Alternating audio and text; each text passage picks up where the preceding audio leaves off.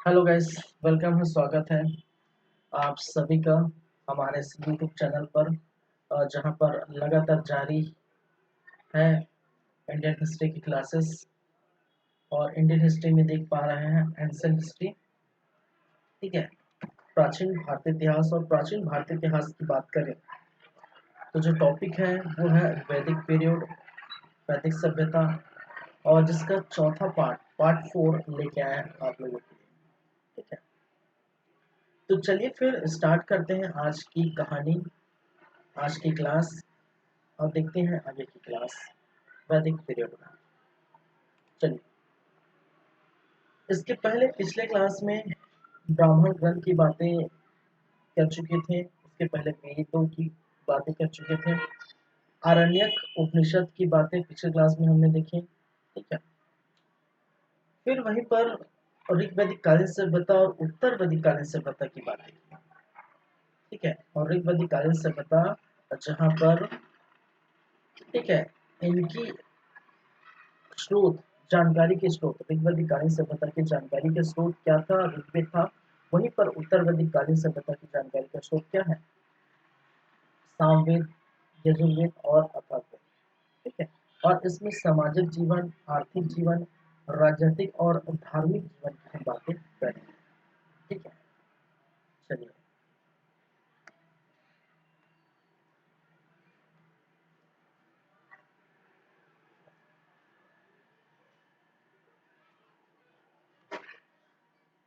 चलिए, हम देख रहे थे वैदिक सभ्यता क्या है, वैदिक सभ्यता, वैदिक पीरियड, वैदिक सभ्यता। ठीक है, और इस वैदिक पीरियड, इस वैदिक सभ्यता में अगर बात करें तो ये टाइमलाइन आप देख पाएंगे 1500 बीसी से लेकर और जो है 600 बीसी तक ये देखने को मिला था।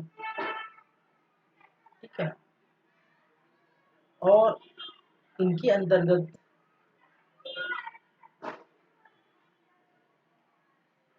जो बातें थी वो क्या थी? एक तो और एक वैदिक कालीन सभ्यता। ठीक है, एक है ऋग वैदिक कालीन सभ्यता, ऋग वैदिक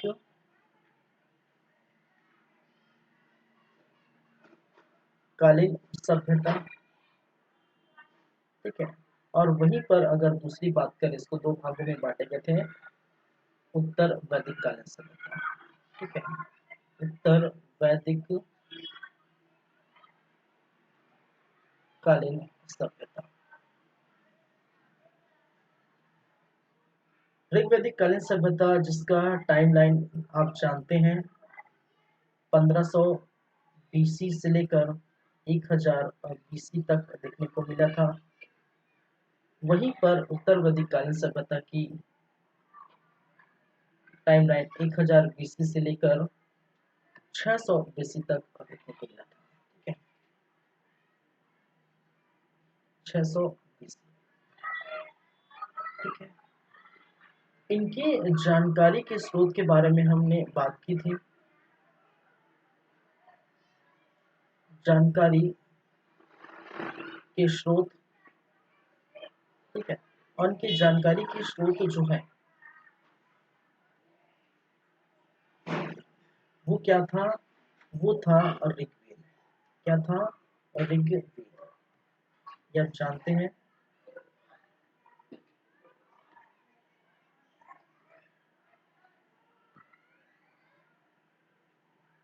और वहीं पर उत्तर वैदिक कालीन सभ्यता और इनकी जानकारी का जो स्रोत है, जानकारी का जो स्रोत था वो क्या था? सामवेद,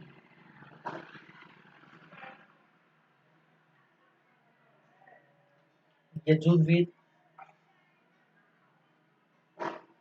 और अथर्ववेद। ठीक है,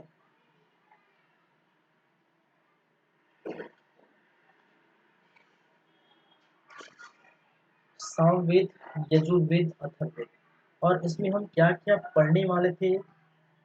एक तो आपने देखे सामाजिक जीवन, ठीक है, इन दोनों में सामाजिक और जीवन देखने वाले थे। ऋग्वैदिक कालीन सभ्यता और उत्तर वैदिक कालीन सभ्यता के सामाजिक जीवन, दोनों की आर्थिक स्थिति या आर्थिक दशा या आर्थिक जीवन, जो भी बोलना चाहते हैं बोल सकते हैं, ठीक है, आर्थिक जीवन, ठीक है। फिर बात करें तो राजनीतिक जीवन क्या है? राजनीतिक जीवन, नैतिक जीवन। फिर धार्मिक जीवन, धर्म से रिलेटेड बातें जिसको हम कहते हैं धार्मिक जीवन, ठीक है, धार्मिक जीवन। तो ये चार मुद्दों पर जो बातें होगी वो ऋग्वैदिक और उत्तर वैदिक कालीन सभ्यता दोनों से क्या रहेगा? बेस्ड रहेगा।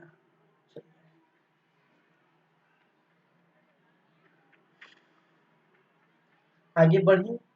तो पिछले क्लास में हम सामाजिक जीवन देख रहे थे, ऋग्वैदिक कालीन समाज देख चुके हैं, ठीक है। आगे की हम बात करेंगे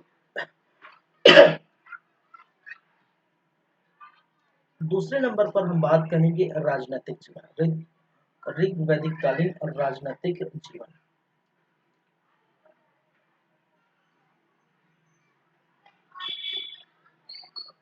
ऋग्वैदिक कालीन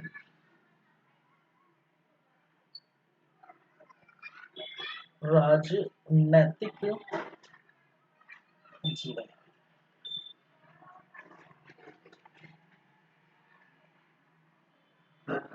चलिए चलिए तो समझते हैं पहले ऋग्वैदिक कालीन जो है राजनीतिक जीवन के अंतर्गत। तो राजनीतिक जीवन से क्या समझते हैं? अगर आपसे पूछा जाए राजनीतिक जीवन से क्या समझते हैं, इसका मतलब ये है कि कोई राज्य, कोई देश, और जहां पर किसी का शासन व्यवस्था लागू होगा, ठीक है, जो एक शासक रहेगा और उन्हीं के नियम, उन्हीं के बनाए गए कायदे कानून जो है सभी जो आम जनता है और सभी लोगों पर क्या होगा? लागू होगा, ठीक है।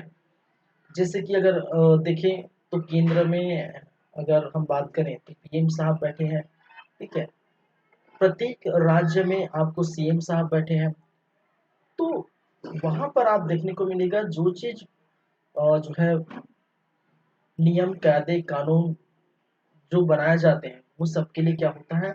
लागू होता है, ठीक है। तो एक शासन बोल सकते हैं, ठीक है, एक प्रशासन बोल सकते हैं, जहां पर, ठीक है, सारी सुविधा, सारी चीजों की जो है बातें वो प्रशासन क्या करती है, वो शासन क्या करती है? लागू करती है। अब अगर हम बात करें ऋग्वैदिक कालीन जो है राजनीतिक जीवन में, ठीक है, तो अगर हम बात करें आगे देखेंगे मौर्य काल आएगा, गुप्त काल आएगा, ठीक है। तो और राजा हुआ करते हैं, ठीक है, राजा अपना शासन प्रशासन देखते थे, ठीक है। सभा होती थी, बैठक होती थी, राजा का वेशभूषा होता है, राजा की जो है मुकुट, तलवारें होती है, ये सभी बातें आप जानते हैं। अगर अगर मैं कहूँ किसी शासक या राजा के बारे में, ठीक है, आप बताइए, तो आप क्या बताएंगे? अब तो यही बताएंगे ना जो मैंने बताया। राजा होगा तो राजा का तलवार होगी, राजा की जनता होगी, ठीक, राजा उन पर शासन करेगा, ठीक है। सभा रहेगी, राजा की जो है सैनिक रहेंगे, युद्ध लड़ेंगे, वगैरह वगैरह की बात। यही आप जानते हैं अगर राजा और शासक के बारे में अगर बात किया जाए तो। लेकिन यहाँ पर याद रखिए ऋग्वैदिक कालीन और राजनीतिक जीवन की अगर हम बात करें तो यहाँ पर कोई ऐसा राजा नाम का व्यक्ति नहीं होगा, ठीक है, जो किसी जनता पर या जो है जनताओं पर शासन करे।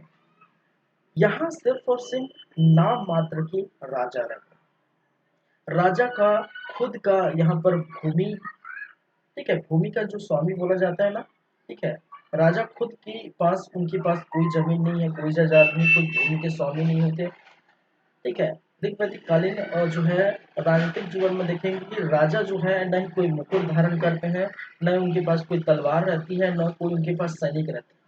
तो वैसे भी किस प्रकार के राजा है या किस प्रकार के शासक है, ठीक है, तो वो हम देखने वाले हैं।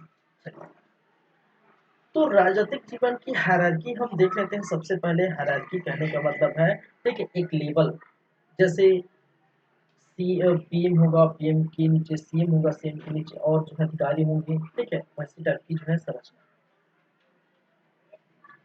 चलिए, तो एक होता है कुल, एक होता है कुल, कुल या जिसको हम कहते हैं परिवार, ठीक है, एक होता है कुल और जिसे हम कहते हैं परिवार, ठीक है। और इस परिवार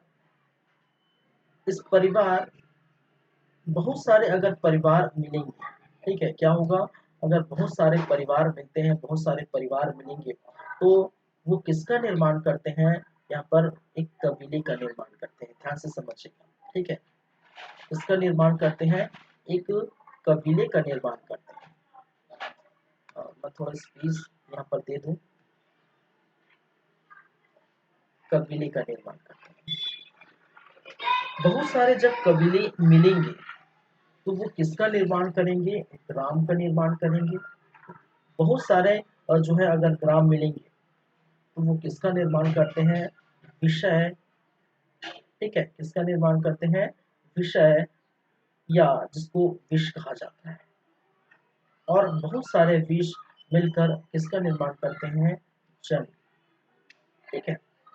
परिवार का जो प्रमुख होता है, ठीक है, परिवार का जो प्रमुख होता है, इस प्रमुख को हम क्या कहते हैं, किस नाम से जानते हैं भाई, आप परिवार के प्रमुख कौन होते हैं, हम देखे थे, परिवार देखे थे। और परिवार के प्रमुख कौन होते हैं, परिवार के प्रमुख होते हैं वहाँ के पिता, ठीक है, और पिता को किस नाम से जानते हैं, कुलपति या कुला, ठीक है, किस नाम से जानते हैं, कुलपति या कुला, कुला, कबीले, ठीक है। और बहुत सारे अगर परिवार मिल जाएंगे, ठीक है, तो उसको हम क्या कर सकते हैं, कबीले, और कबीले का जो प्रमुख होता है, मुखिया होता है, ठीक है, उसको हम किस नाम से जानते हैं, ठीक है, कुल पति के नाम से जानते हैं, ठीक है, किस नाम से जानते हैं, कुलपति, कुलपति। ग्राम का प्रमुख ग्रामीणी होता है, ठीक है, क्या होता है, ग्राम का प्रमुख ग्रामीणी कहलाता है, ग्रामीणी होता है, ठीक है। विष या विषय का प्रमुख जो है वो क्या होता है, विषपति होते हैं, ठीक है, क्या होते हैं, विषपति, ठीक है। उसी प्रकार जल का जो प्रमुख होता है वो क्या कहलाता है, राजा या राजा। जैसे अभी की स्थिति में हम देखें, ठीक है, तो अभी की स्थिति में क्या देखेंगे, अगर हम छत्तीसगढ़ की बात करें तो छत्तीसगढ़ को फिर से किस में डिवाइड किया गया है, संभागों में डिवाइड किया गया है भाई, छत्तीसगढ़, ठीक है, छत्तीसगढ़ है, अभी तो फिलहाल जो 33 जो है जिले बन गए, तो छत्तीसगढ़ को जो है संभाग में 5 संभागों में इसमें बांटा गया है, ठीक है। और संभागों को फिर से किसमें बांटा गया है, किसमें डिवाइड किया गया है, ठीक है, जिलों में डिवाइड किया गया है, ठीक है, जिलों को, ठीक है, किसमें डिवाइड किया गया है, फिर से जिलों को, फिर एक एक अलग जो है आपकी तहसील, फिर विकास खंड, फिर ग्राम, इस प्रकार से सबसे छोटी इकाई अभी की स्थिति में क्या होगी, वो क्या होती है, ग्राम होती है, वो होती है गांव, वैसे डिवाइड करते हैं, वैसे होता है। अभी की हायरार्की या अभी का विभाजन स्थिति देखें तो इस प्रकार से हम देखने को मिलता है। तो उसी प्रकार जो सबसे बड़ा होता है, जैसे हमारा छत्तीसगढ़ जो है, ठीक है, तो सबसे बड़ा जो होता है वो क्या होता है, वो राजा होता है, ठीक है, क्या है, सबसे जो बड़ा होता है वो क्या होता है, राजा होता है। और राजा किसके प्रतिनिधित्व करते हैं, जनता की प्रतिनिधित्व करते हैं, ठीक है, इसलिए इसको, ठीक है, जन कहा गया है, ठीक है। जैसे छत्तीसगढ़ को एज मान के चलिए, ठीक है, छत्तीसगढ़ को मान के चलिए जन, और छत्तीसगढ़ के जो सीएम है भूपेश बघेल, उसको क्या मान के चलिए, राजा, तो उस प्रकार से। फिर और जन को विभाजित करेंगे, जिस 36 को विभाजित करेंगे तो क्या बनता है, संभाग में डिवाइड करते हैं, संभाग बनेगा। तो उसी प्रकार ठीक है कि इसमें डिवाइडेड है, ठीक है। फिर विषय को डिवाइड किया गया, विषय को डिवाइड किया गया है ग्राम में, ग्राम को डिवाइड किया गया, विभाजित किया गया है किसमें, और जो कबीला में, कबीला जो है ठीक है किसका है, कबीला ठीक है किसका समूह है, परिवारों का समूह। तो कहने का मतलब एक परिवार है, परिवारों का समूह क्या कहलाता है, कबीला कहलाता है, ठीक है। कबीले का समूह को हम ग्राम कहते हैं, ग्रामों के समूह को विषय कहते हैं, विषय के समूह को जन कहते हैं, और जन सबसे बड़ा भाग होता है और परिवार यहाँ पर सबसे छोटा भाग होता है, ठीक है। और ये क्या है, जितने भी आप देख रहे हैं ठीक है, इस हायरार्की की क्या है, प्रमुख है, ठीक है। जितने आप देख रहे हैं इसके क्या है, प्रमुख कहलाते हैं, किसके प्रमुख, ठीक है।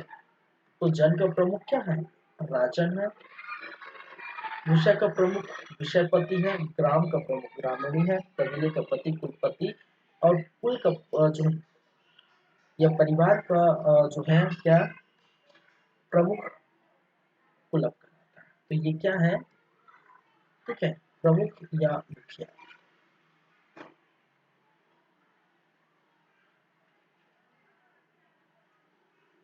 ठीक है।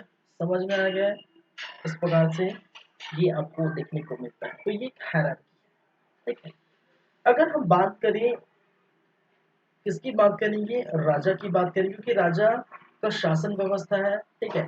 तो मैंने अभी जस्ट कहा कि अगर राजा नाम सुनते ही आपके मन में क्या आता है, तो राजा नाम सुनते ही आपके मन में ये आएगा कि कोई राजा होगा, उनकी जनता होगी, शासन करेंगे, कोई अधिकारी होंगे, ठीक है, तलवार जो है उनके पास होगी, ठीक है, सैनिक होंगी, लेकिन ऐसा कुछ नहीं है, ठीक है।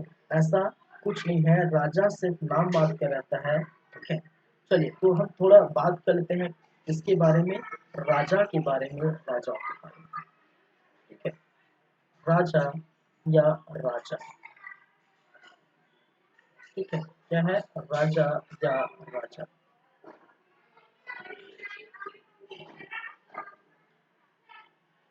चलिए, इनके बारे में कहा जाता है कि ये निजी संपत्ति, ठीक है, क्या है, निजी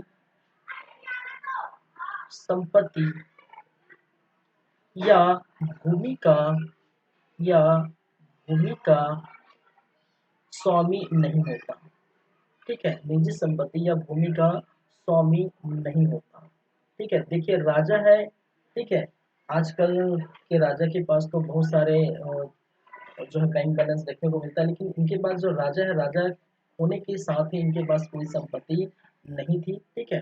तो निजी संपत्ति या भूमि का स्वामी ये नहीं मानते थे, ठीक है। चलिए, दूसरी तरफ अगर देखें तो राजा को जो है ऋग्वेद में एक नाम से पुकारा जाता है, ठीक है।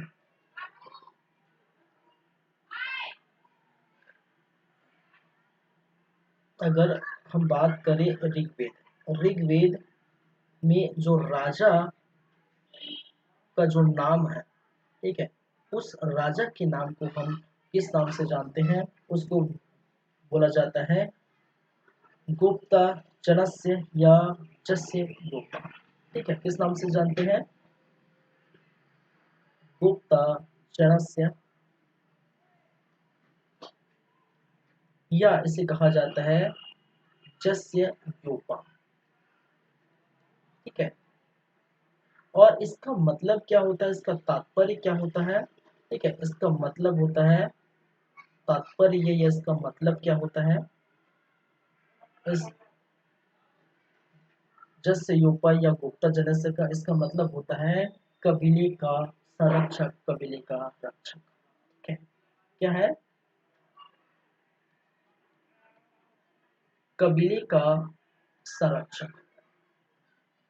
और कबीले के संरक्षक या कबीले के जो रक्षक है उसको इस राजा के रूप में यहाँ पर मानते हैं, राजा के रूप में, और जो है बोलते हैं। तो इसी को हम क्या कहते हैं, गुप्ता जनस्य या जस्य योपा, ठीक है, नाम याद रख लीजिए, गुप्ता जल से या जो है जस से युक्त। तो ये राजा का नाम किसमें मिलता है? तो क्योंकि हम जानते हैं ऋग्वैदिक कालीन सभ्यता का जो प्रमाण है, ठीक है, उनका स्रोत क्या है? ऋग्वेद है, तो हम यहीं से लेंगे। तो ऋग्वेद में क्या कहा गया है? गुप्ता जनस्य या जस्य योगपात। तो राजा जो है कबीले का संरक्षक, उन्हें हम क्या कहते हैं? गुप्ता जनस्य, और इसी को क्या कहा जाता है? राजा कहा जाता है। चलिए, एक नाम और सामने आता है, उसको हम कहते हैं रत्नी। ठीक है, नाम सुने होंगे कई बार। ठीक है, क्या है?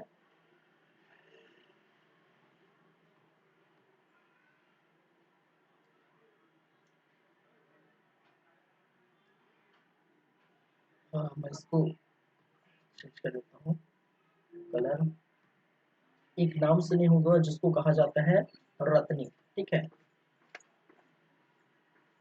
रत्नी कहने का मतलब क्या है? रत्नी का मतलब है राजा को सलाह देने के लिए कोई ना कोई तो व्यक्ति होगा भाई। वो अगर राजा राजा है, ठीक है, वो किसी किसी पर अगर वो शासन कर रहा है, तो जाहिर सी बात है वो अच्छा कार्य कर रहा है कि नहीं।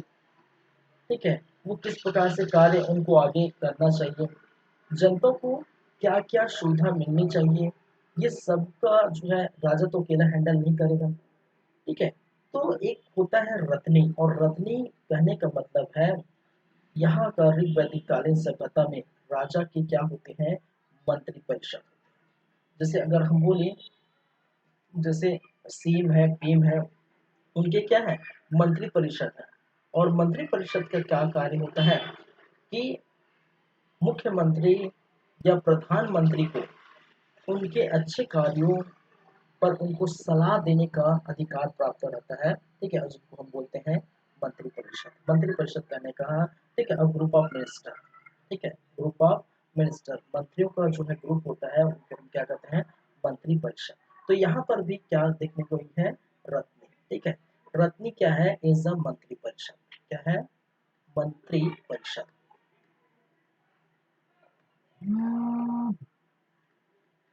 मंत्री परिषद। ठीक है, रत्नी को हम क्या बोलते हैं? मंत्री परिषद। और मंत्री परिषद का मतलब होता है, ठीक है, राजा को सलाह देने वाला। ठीक है, राजा को क्या करने वाला? सलाह देने वाला। क्या कहलाता है? रत्नी कहलाता है या मंत्री परिषद कहलाता है। ठीक है, मंत्री परिषद की संख्या या सदस्यों की जो संख्या है, ठीक है, इनके सदस्य कितने हैं? ये क्वेश्चन मार्क है। क्वेश्चन मार्क कहने का मतलब है ऋग्वेद में इनकी सदस्य की संख्या पूरी तरह से डिफाइन नहीं की कि कितने जो है मंत्री होंगे। ठीक है, जैसे छत्तीसगढ़ में जो डिफाइन है 13-14 जो है मंत्री हो सकते हैं, उससे अधिक नहीं होंगे। ठीक है, तो केंद्र में डिफाइन, तो इस प्रकार से डिफाइन किया गया है कि मंत्रियों की संख्या इतनी होगी। ठीक है, तो उस प्रकार से यहाँ पर मंत्रियों की जो संख्या है, ठीक है, मंत्री परिषद में जो मंत्रियों की संख्या है वो डिफाइन नहीं किया गया है। ठीक है, तो उसके सदस्य या मंत्रीगण कितने हैं वो यहाँ पर देखने को नहीं मिला। आप देखेंगे उत्तर वैदिक कालीन सभ्यता में, तो उत्तर वैदिक कालीन सभ्यता में रत्नी की जो संख्या होती है, ठीक है, उत्तर वैदिक कालीन सभ्यता में रत्नी की संख्या जो होती है वो कितनी होती है? वो 12 होती है। लेकिन यहाँ पर कोई संख्या कितनी है वो है क्वेश्चन मार्क। यहाँ पर कोई जो है रत्नी की सदस्य की संख्या नहीं बताई गई है। चलिए, ये चीजें तो राजा समझ गए, राजा के साथ साथ आप जो है रत्नी समझ गए। ठीक है, चलिए, तो याद रखिए यहाँ पर राजा सिर्फ और सिर्फ ऐसे व्यक्ति होते हैं जो कबीले के संरक्षक होते हैं, ना कि तलवार धर के जाओ युद्ध करो, तलवार धर के जो है हम जो है सेना को लेके जो है क्या करें? ठीक है, आक्रमण करें, ऐसा कुछ नहीं है। शांतिपूर्व ढंग से जीते थे, सिर्फ और सिर्फ कबीले के रक्षक लोगों की, कहने का मतलब जन सेवा करना ही इनका कार्य है, और ये क्या कहलाते हैं? राजा कहलाते हैं। ठीक है, चलिए,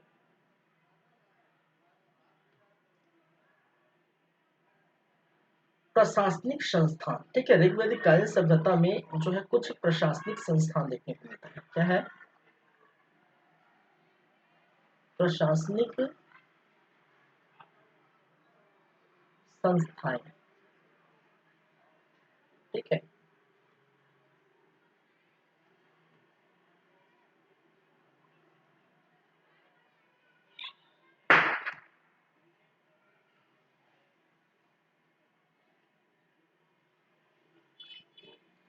चलिए, प्रशासनिक संस्थाएं कहने का मतलब है कुछ संस्था होगी, ठीक है, संस्थाएं होगी। अब ये इसका कार्य क्या है वो हम देखेंगे, ठीक है।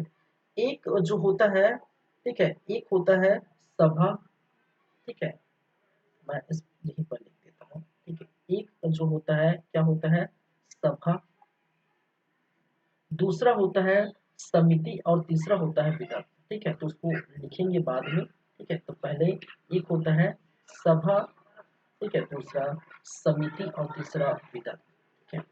चलिए, तो प्रशासनिक संस्थाएं में ये सभा का क्या महत्व है, क्या कार्य करता है, वो हम अगर बात करें, ठीक है।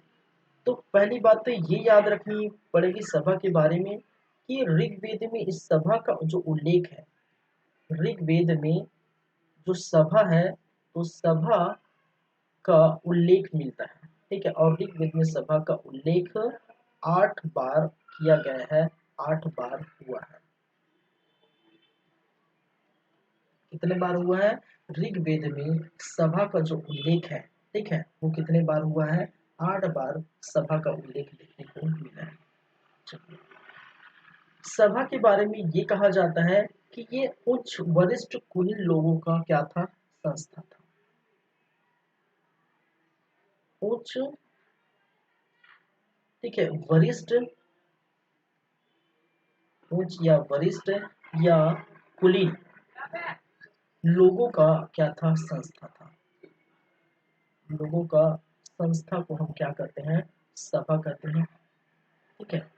और राजा का राज्याभिषेक इसी सभा के द्वारा किया जाता है। क्या होता है, राजा का राज्याभिषेक, ठीक है, क्या है, राजा का राज्याभिषेक इसी सभा द्वारा किया जाता है, ठीक है। चलिए, तो इसको हम बोल सकते हैं, ठीक है, सभा। दूसरी हम बात करें तो ये है समिति, ठीक है, क्या है, दूसरी हम बात करें तो ये क्या कहलाती है, समिति। और समिति के बारे में अगर बात की जाए तो ऋग्वेद में इनका उल्लेख क्या मिला है, ऋग्वेद में, ऋग्वेद में उल्लेख, ठीक है, 9 बार हुई। कितने बार, 9 बार हुआ, ठीक है। ऋग्वेद में समिति का जो उल्लेख है वो कितने बार हुआ है, 9 बार हुआ है, 9 बार देखने को मिला है। कबीले के वयस्क लोगों का क्या था, संस्था था, ठीक है। इसको हम बोल सकते हैं, क्या है, कबीले के वयस्क, ठीक है, नौजवान वयस्क, ठीक है, वयस्क लोगों का संस्था क्या कहलाता है, लोगों का संस्था क्या कहलाता है, वो क्या कहलाता है, समिति, ठीक है। तो मैंने कहा कबीले के जो वयस्क लोग हैं उनकी जो संस्था है, ठीक है, उसको हम क्या कहते हैं, समिति कहते हैं। चलिए, और यही समिति क्या करती है, यही समिति क्या करेगा, राजा का चुनाव करेगा, ठीक है। यही समिति क्या करती है भाई साहब, राजा का चुनाव करते हैं। जैसे राजा अगर सीएम है, पीएम है, तो इनका चुनाव हम करते हैं, हमारे द्वारा जो है किया जाता है, ठीक है। उसी प्रकार राजा का चुनाव वहाँ के जो लोग हैं, वहाँ के जो कबीले के जो सदस्य हैं, उनके द्वारा इनका चुनाव किया जाता है। और इसीलिए राजा, ठीक है, राजा किसके प्रति उत्तरदायी होगा, उत्तरदायी, ठीक है, किसके प्रति उत्तरदायी होगा, ठीक है, इस समिति के प्रति, किसके प्रति, समिति के प्रति। और समिति के प्रति क्यों होगा, क्योंकि चुनाव इस समिति के द्वारा किया जाएगा। और इनडायरेक्टली हम बोल सकते हैं, ठीक है, समिति के प्रति, या इनडायरेक्टली हम बोल सकते हैं कबीले के लोगों के प्रति, ठीक है, कबीले के लोगों के प्रति, ठीक है, कबीले के लोगों के प्रति, कबीले के, ठीक है, लोगों के प्रति या समिति के प्रति ये क्या है, राजा उत्तरदायी हुआ। उत्तरदायी कहने का मतलब ये है, ठीक है, उत्तरदायी कहने का मतलब है कि राजा, ठीक है, अपनी, ठीक है, प्रजा के लिए पूरी तरह से, ठीक है, पूरी तरह से वो क्या करेगा, जनता की सेवा करेगा, ठीक है। राजा का जो भी चीजें हैं, ठीक है, जो राजा जो भी निर्णय लेगा, ठीक है, उनको कबीले के लोगों को ये बतानी पड़ेगी, ठीक है। कबीले के लोगों पर कानून व्यवस्था उन्हीं का रहेगा, ठीक है। और कबीले के लोग कभी भी इस राजा को क्या कर सकते हैं, अब उनके पद से हटा सकते हैं, ठीक है। कबीले के लोग जो है इस राजा को, अगर उनके द्वारा किया गया जो है कार्य है, ठीक है, उनके द्वारा, राजा के द्वारा किया गया कार्य अगर, ठीक है, कबीले के लोगों को, ठीक है, संतुष्ट नहीं होते, कबीले के लोगों द्वारा संतुष्ट नहीं हुआ जाता, तो राजा को कभी भी उसके पदों से क्या कर सकते हैं, हटा सकते हैं, ठीक है। राजा को उनके पदों से कभी भी क्या कर सकते हैं, हटा सकते हैं, ठीक है। तो राजा का चुनाव इसी समिति द्वारा किया जाता है, और राजा का, ठीक है, रिस्पॉन्सिबिलिटी है, राजा का जो है वो कार्य है, वो जनता की सेवा करना है, ठीक है। इनकी जो रिस्पॉन्सिबिलिटी है, इनका जो कार्य है, ठीक है, उनका कार्य क्या रहता है, सिर्फ और सिर्फ जन सेवा, ठीक है। जन सेवा मतलब जनता का सेवा करना, जन सेवा करना ही क्या है, इनका परमो धर्म, ठीक है। कोई भी तकलीफ होगा वो इनके पास जाएंगे, ठीक है। तो जन सेवा करना भी, ठीक है, इनका मोटिव होता है, इनका क्या होता है,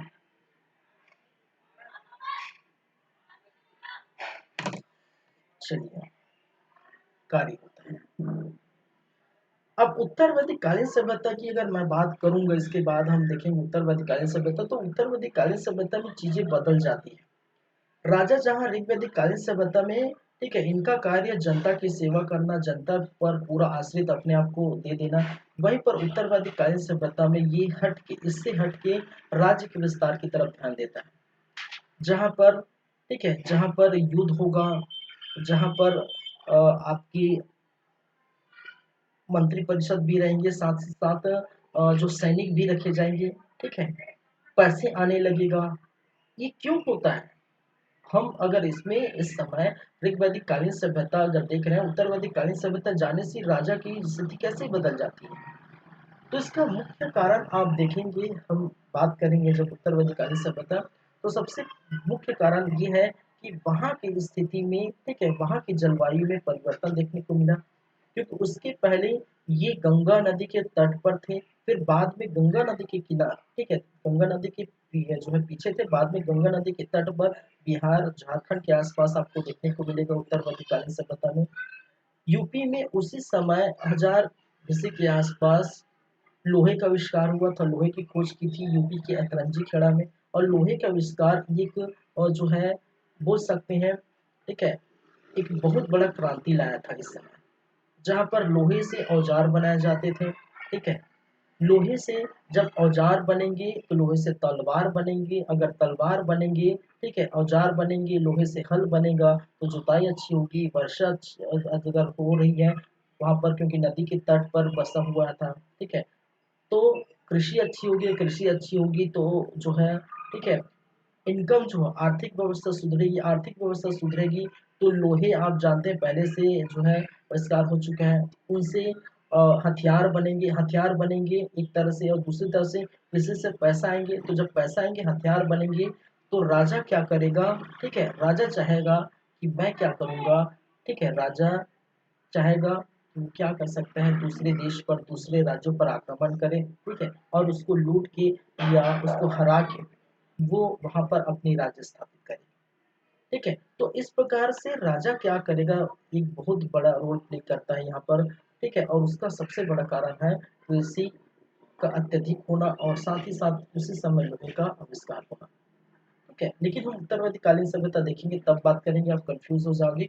यहाँ पर सिर्फ इतना याद रखिए, ठीक है, यहाँ पर इतना याद रखिए सिर्फ और सिर्फ कि यहाँ उनका कार्य सिर्फ और सिर्फ जनता की सेवा करना है, ना कि राज्य का विस्तार, ठीक है, ना कि राज्य का विस्तार करना। चलिए,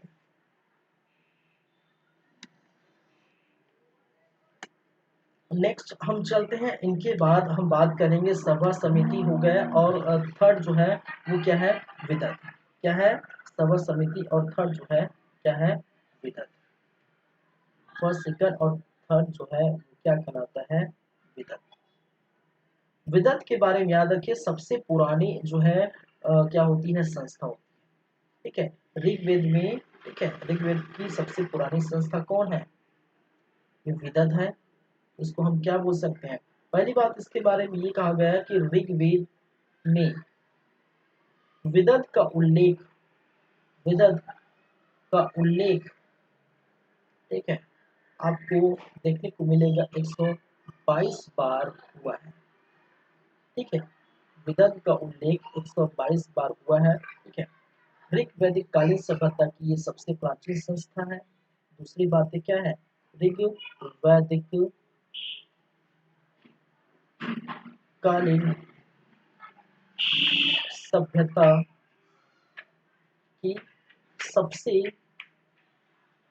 प्राचीन या पुरानी संस्था है। ठीक है, प्राचीन क्या है, संस्था है। दूसरी बात ये हो गई। चलिए,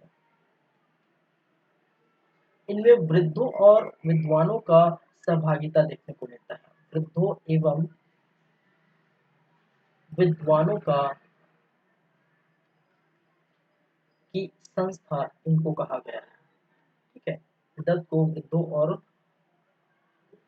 विद्वानों की संस्था कहा गया है। एक चीज याद और रखिए, पिछले क्लास में मैंने बताया था कि महिलाओं की स्थिति के बारे में, तो यहाँ पर यहाँ पर जो सभा और समिति है, ठीक है, सभा समिति नामक संस्था में, ठीक है, लोगों का जमवाड़ा होता था। ठीक है, याद रखिए, सभा और समिति में महिलाएं भी शिरकत कर सकती थी।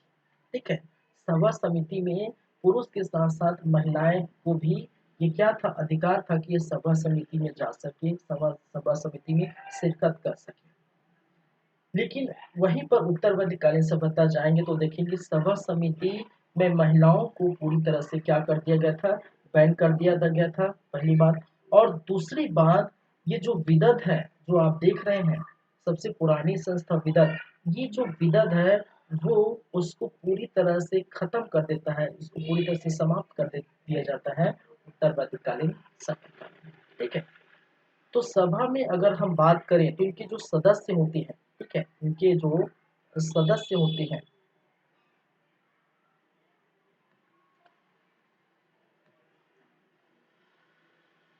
इनके जो सदस्य होते हैं वो क्या होते हैं, पुरुष भी होते हैं और महिलाएं भी होते हैं। क्या होते हैं, महिलाएं, पुरुष भी होते हैं और क्या होते हैं, महिलाएं होती हैं। ठीक है, और पुरुष को सभे कहा जाए। ठीक है, पुरुष के जो सदस्य है, पुरुष सदस्य को सभे के नाम से पुकारा जाता है, सभे के नाम से जाना जाता है। और वहीं पर महिला जो सदस्य है उसको सभावती के नाम से जाना जाता है। किस नाम से जाना जाता है, सभावती के नाम से जाना जाता है। तो सदस्य होते हैं दोनों तरफ से होंगे, एक महिला पक्ष से, ठीक है, महिला भी होंगे, पुरुष पक्ष से पुरुष भी होंगे। तो महिला सदस्य भी होते हैं, पुरुष सदस्य होते हैं। तो महिला सदस्य को सभावती कहा जाता है, पुरुष सदस्य को क्या कहा जाता है, सभी के नाम से जानते हैं। ठीक है, इसको ऐसे ही रहने दें। ठीक है, ये याद रखिए। तो हम उसमें आप ऐड कर लीजिए, हम देखे थे महिलाओं की स्थिति के बारे में बात किए थे, महिलाओं की दशा के बारे में बात किए थे, जो बहुत अच्छी थी, गौरववानी थी। उनको शिक्षा का अधिकार था, उनको अपनी मर्जी से ब्याह करने का अधिकार था। ठीक है, उनको जो है हवन पूर्ण करने का अधिकार था। साथ ही साथ उनको ये भी ऐड कर लीजिए आप, सभा समिति में शिरकत करने, सभा समिति में जाने का भी अधिकार यहाँ पर देखने को मिलता है। और जहाँ पर पुरुष सदस्य को सभी के नाम से जानते हैं, वहीं पर महिला सदस्य को सभावती के नाम से जानते हैं। ठीक है, चलिए, तो ये भी आप याद रखिए।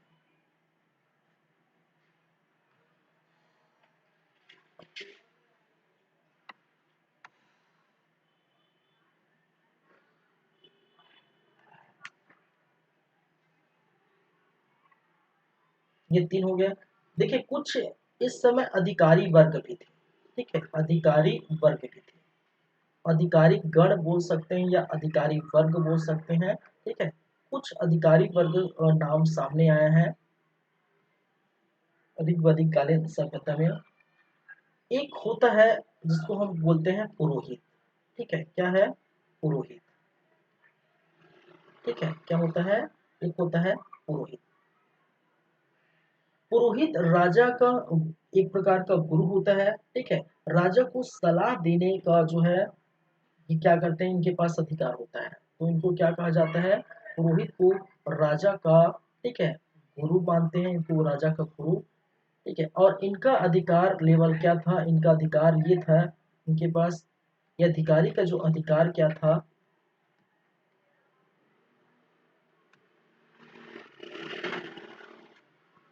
ठीक है, ये क्या करेंगे? ठीक है, ये क्या करते हैं? राजा को सलाह देने का अधिकार था। ठीक है, क्या करते थे? राजा को सलाह देते थे। ठीक है, क्या करते थे? राजा को सलाह देते थे। राजा को सलाह देने का अधिकार उनके पास पुरोहित भी देखने को मिलता है। चलिए, दूसरी अगर हम बात करें, तो एक और नाम आता है वज्रपति। ठीक है, क्या है? वाजपति। ठीक है, क्या है? वज्रपति।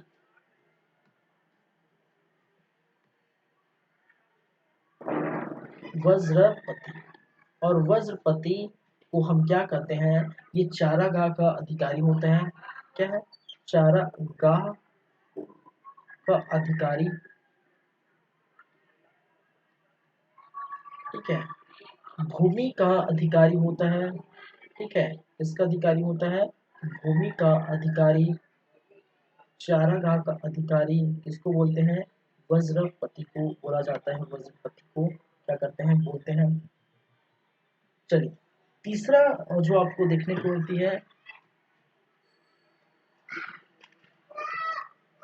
कुछ जो है कानून और सैन्य व्यवस्था, जैसे पुलिस होते हैं। ठीक है, पुलिस होते हैं,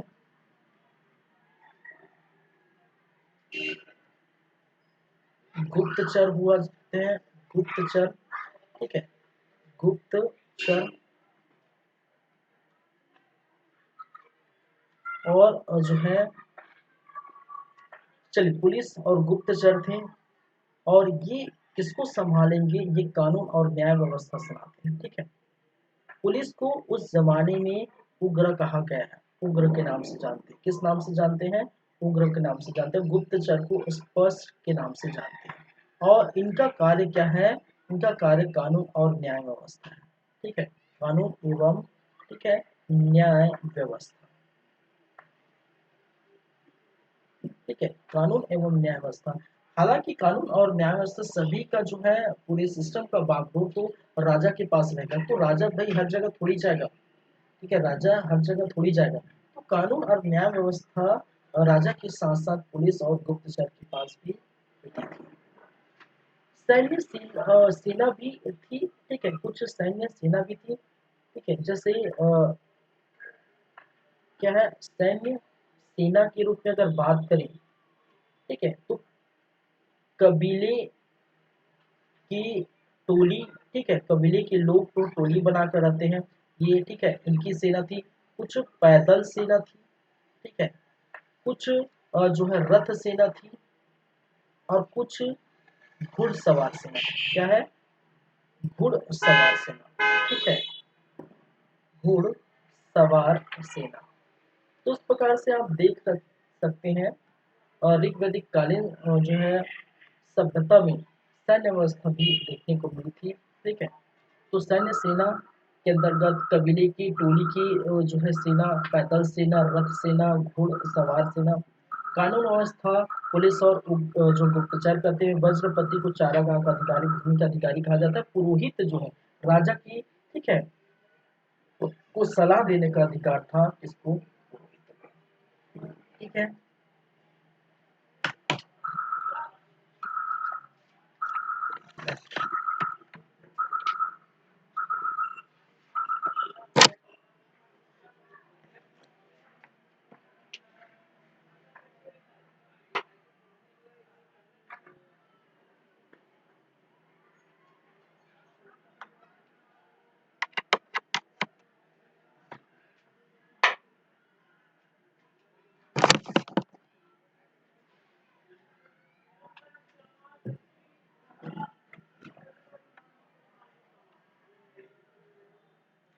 चलिए,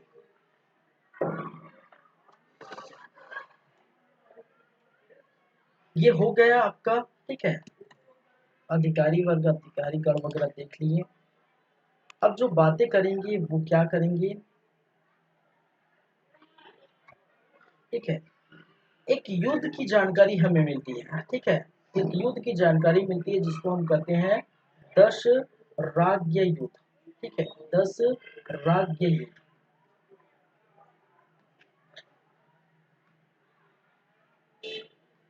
10 राज्य युद्ध, एक युद्ध के बारे में जानकारी मिलती है ऋग्वैदिक कालीन सभ्यता। देखिए ऋग्वैदिक कालीन सभ्यता में वैसे तो युद्ध वगैरह देखने को नहीं मिलता, ठीक है, लेकिन एक युद्ध के बारे में जानकारी मिलती है, ठीक है, 10 राज्य युद्ध। और ये 10 राज्य युद्ध कहाँ हुआ था, ये 10 राज्य युद्ध हुआ था, ठीक है, किस नदी के किनारे, ये कई बार क्वेश्चन पूछा गया है, ठीक है, ये रावी नदी के निकट, ठीक है, रावी नदी या इसी को हम कहते हैं पुरुषनी नदी, ठीक है, क्या है, पुरुषनी नदी। रावी नदी का प्राचीन नाम क्या है, पुरुषनी नदी। और यहीं पर 10 राज्य युद्ध नामक, ठीक है, 10 राज्य नामक युद्ध हुए थे, ठीक है। ये 10 राज्य युद्ध जो हुआ था, ये कबीले के मध्य देखने को मिला था, ठीक है, दो कबीले थे, एक कबीले जो है इसको, ठीक है, तिस्तु कबीले के नाम से जानते हैं, ठीक है, तिस्तु कबीले के लोग। और दूसरी तरफ आपको देखने को मिलेगा 10 राजाओं का, ठीक है, क्या है, संघ, किसका, 10 राजाओं का संघ, तिस्तु कबीले और 10 राजाओं का संघ, ठीक है, इनके बीच आपको देखने को मिलेगा, ठीक है। बहुत शोर मच रहा है यार, सामने जो है शादी हो रहा है, ये दिक्कत है, शादी ब्याह का माहौल है, तो इसी कारण बहुत ज़्यादा जो है शोर मच रहा है बाहर। चलिए, थोड़ा आप जो है वॉल्यूम बढ़ा सकते हैं जो वीडियो देखते समय। चलिए, तिस्तु कबीले की हम बात करें तो तिस्तु कबीले में आपको देखने मिलेगा भरत वंश के शासक। और भरत वंश के जो है शासक कौन थे, ठीक है, भरत वंश के जो शासक कौन थे, वो थे सुदास, ठीक है, याद रखिए भरत वंश के शासक कौन है, वो है सुदास, पहली बात है। और दूसरी बात ये कि इन जो 10 राजा हैं, ठीक है, 10 राजा है उसमें से 5 जो राजा है, ठीक है, 5 जो राजा है, राजा का मतलब है कबीलों का जो संगठन होता है, ठीक है, वो क्या है, यहाँ पर 5 आर्य और 5 अनार्य। अनार्य का मतलब जो आर्य नहीं है, सिंपल सी बात है, सीधी सी बात है। तो 5 आर्य और 5 अनार्य मिलकर क्या बनाते हैं, 10 राजाओं का संगठन बनाते हैं, ठीक है। जहां पर इस सुदास के गुरु की हम बात करें और इन जो है 10 राजाओं के गुरु की बात करें, ठीक है, तो 10 राजाओं और इस सुदास की गुरु की बात करें तो सुदास की गुरु जो है वो है वशिष्ठ ऋषि, ठीक है, क्या है, वशिष्ठ ऋषि, ठीक है। और दूसरा इसके गुरु की बात करें तो विश्वामित्र, क्या है, विश्वामित्र, ठीक है। चलिए, देखिए 10 राग युद्ध के बारे में बात करें तो 10 राग युद्ध रावी नदी के तट पर या पुरुषनी नदी के तट पर हुआ था, जिसमें तिस्तु कबीले के शासक या भरत वंश के जो शासक सुरदास थे, वहीं पर 10 राजाओं का संघ जिसमें 5 आर्य 5 अनार्य थे, ठीक है, उनके नाम जानना जरूरी नहीं है, चाहे तो मैं लिखवा दूंगा ना, कभी जिंदगी में क्वेश्चन पूछेगा, ठीक है, 5 कहने का मतलब 10 ऐसे राजाओं के नाम, ठीक है, मैं लिखवा सकता हूँ लेकिन कोई मतलब नहीं है। सुदास की बात करें तो सुदास का गुरु वशिष्ठ ऋषि थे और वहीं पर इन 10 राजाओं का जो गुरु था वो विश्वामित्र था। कहा जाता है कि सुदास जो है वो, ठीक है, उसकी जो है वंश, या उसके शासन व्यवस्था में विश्वामित्र नाम का एक क्या होता था, ठीक है, एक पुरोहित होता था। ऐसा कहा जाता है कि सुदास के समय ये जो विश्वामित्र है, ठीक है, वो इनके पुरोहित थे। पुरोहित कहने का मतलब है इनको पूरी जानकारी होती थी सभी चीजों की, ठीक है, इनके गुरु के नाम से पुकारा जाता है पुरोहित को, सभी जानकारी होती है और साथ ही साथ इनको, ठीक है, राजा को सलाह देने का अधिकार था।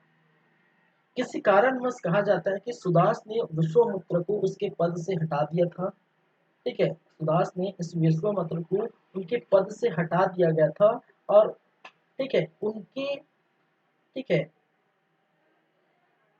और उनके बाद कहा जाता है सुदास ने अपने किसी मित्र या किसी जान पहचान वालों को विश्वामित्र की जगह, ठीक है, इस पद पर बैठा दिया था, जिसके कारण से विश्वामित्र खफा हो गए और, ठीक है, युद्ध की तैयारी करने लगे, इनसे बदला लेना चाहे, ठीक है।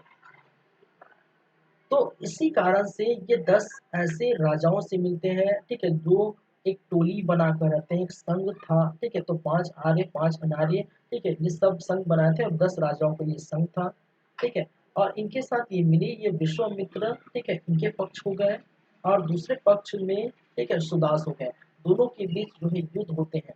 तो विजेता कौन बने, ठीक है, कौन बनते हैं विजेता, तो विजेता जाहिर सी बात है, विजेता, ठीक है, सुदास बने और ये क्या हो गए, पराजित हो गए, ठीक है, क्या हो गए, पराजित हो गए, ठीक है। तो विजेता कौन बने भाई साहब, विजेता बने सुदास और पराजित कौन हो गए, विश्वामित्र पराजित हो गए। तो इसी का उल्लेख ऋग्वेद में देखने को मिलता है, सिर्फ और सिर्फ एक युद्ध का उल्लेख मिलता है। क्वेश्चन में पूछा जाता है, ठीक है, कि 10 राज्य युद्ध किस स्थान पर या किस नदी के किनारे हुआ था, ठीक है। तो ये याद रखिए कि कबीले के जो है, एक कबीले का नाम पूछ दिए थे, तुस्तु कबीले, ठीक है, भारतवंश के शासक सुदास और 10 राजा आर्य अनार्य, इनके गुरु विश्वामित्र थे और सुदास के गुरु वशिष्ठ ऋषि, जेता सुदास हुए थे, ठीक है। और यहाँ पर जो पराजित हो गए कौन, विश्वामित्र, ये याद रखिए, ठीक है। तो पूरी तरह से हम बोल सकते हैं यहाँ पर, अब देखिए जो राजनीतिक जीवन है, ठीक है, राजनैतिक जीवन है, राजनीतिक जीवन हम देख चुके हैं, ऋग्वैदिक कालीन राजनीतिक जीवन, परिवार होता था, कबीले, ठीक है, ग्राम विस्पति, ये सभी के बारे में, फिर हमने राजा के बारे में देखे, राजा के साथ साथ रत्नी के बारे में हमने बात की, प्रशासनिक संस्थाएं थी, सभा समिति और ठीक है, क्या विदर्भ, ठीक है, और विदर्भ सबसे पुरानी जो है या सबसे प्राचीन जो है संस्था थी। और बाद में उत्तरवैदिककालीन सभ्यता में इसको समाप्त ही कर दिया गया था। अधिकारी वर्ग कुछ कुछ थे जिनके नाम यहाँ पर आप देख सकते हैं। और उनके बाद एक युद्ध का उल्लेख मिला है ऋग्वेद में, 10 राज्य युद्ध, ठीक है। चलिए, जो रोशनी या रावी नदी के तट पर देखने को मिला है। तो ये हो गया आपका क्या, राजनीतिक जीवन,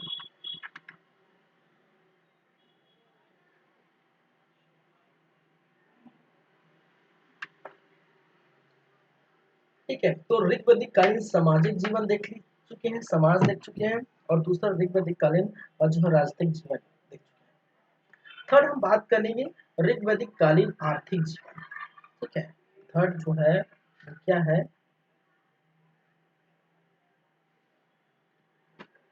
ऋग्वैदिक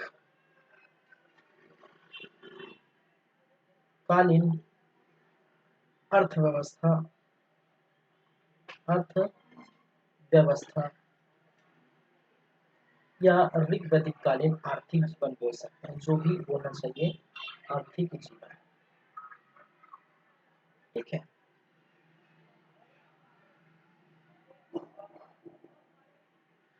एकदम हम चल रहे हैं भाई साहब, पॉइंट टू पॉइंट एकदम चल रहे हैं, एक एक चीज पर चर्चा हो रही है, याद रखिए, खुद खुद के निकाला जा रहा है आप लोगों के लिए, ठीक है। पूरा पॉइंट टू पॉइंट एक एक चीज हम डिस्कस कर रहे हैं, बातें कर रहे हैं, यहाँ से कोई एक पॉइंट भी छूटने वाला नहीं है, ठीक है। चलिए, प्रॉपर डीप में घुस के हम जो है इसकी चर्चा कर रहे हैं। तो ऋग्वैदिक कालीन अर्थव्यवस्था या आर्थिक जीवन पर हम नजर डालें।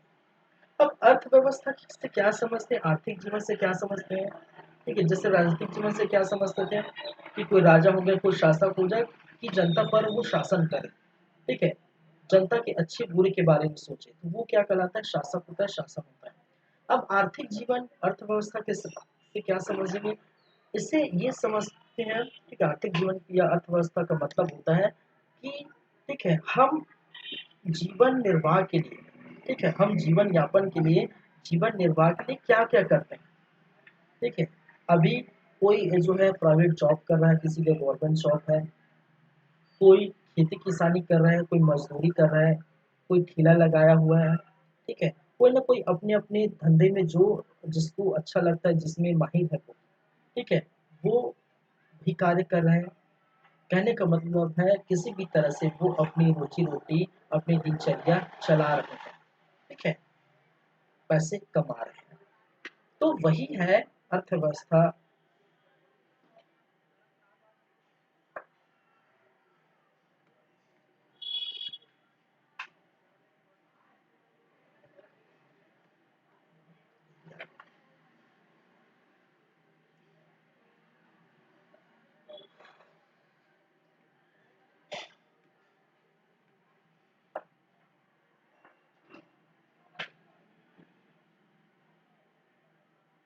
चलिए इसके अंतर्गत अगर हम बात करें तो क्या क्या देखने को मिलेगा, ठीक है। आर्थिक इकाई क्या है, ठीक है, एक है आर्थिक इकाई, ठीक है, आर्थिक इकाई। आर्थिक इकाई क्या है, कहने का मतलब प्राइमरी ऐसी इकाई जहां से और जो है पैसे कौड़ी जहां पूरी तरह से आपको देखने को मिलेगा। चलिए, दूसरा बात करें मुद्रा व्यवस्था बात करेंगे, ठीक है, क्या है, मुद्रा व्यवस्था या विनिमय का माध्यम, या बोल सकते हैं विनिमय का माध्यम क्या है। थर्ड, कर या टैक्स,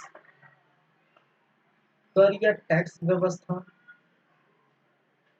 ठीक है।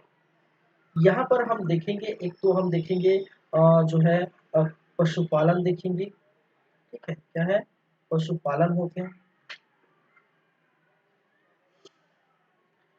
दूसरी बात हम देखेंगे कृषि, ठीक है, फिर व्यापार, ठीक है, साथ साथ शिल्प, ठीक है। तो एक तो आपको देखेंगे आर्थिक इकाई के अंतर्गत पशुपालन वगैरह देखेंगे, फिर जो है मुद्रा व्यवस्था, कहने का मतलब अगर कुछ लेने देने की बात कर रहे हैं तो भाई लेंगे देंगे तो पैसा कौड़ी से लेंगे देंगे, ठीक है। अगर 10 रुपए का आप साबुन लेते हैं, लक्स साबुन, ठीक है, कहते हैं लक्स साबुन, तो आप क्या करेंगे, पैसा देंगे, रुपया देंगे जो प्रचलन में है, ठीक है। तो विनिमय का एक माध्यम होगा व्यापार के लिए, ठीक है, जब व्यापार देखेंगे तो उस समय देखेंगे, ठीक है। फिर साथ ही साथ टैक्स आपको पे करेंगे, ठीक है, अगर आप जिस शासन प्रशासन में रहते हैं तो यहाँ पर आपको टैक्स पे करना पड़ेगा, कि नहीं करना पड़ेगा ये भी मैं बताऊंगा, ठीक है। क्या टैक्स यहाँ पर पे करते हैं कि नहीं, ये भी आप, ठीक है, देखिए, दिल्ली में टैक्स यहाँ नहीं पे करते थे, ठीक है, क्या कर रहे थे वो हम, चलिए। तो सबसे पहले आर्थिक इकाई में सबसे जो है प्राइमरी इकाई में देखेंगे पशुपालन, कृषि, व्यापार, और सिर्फ उसके बाद मुद्रा, उसके बाद टैक्स या कर। चलिए, तो सबसे फर्स्ट है यहाँ पर पशुपालन, क्या है,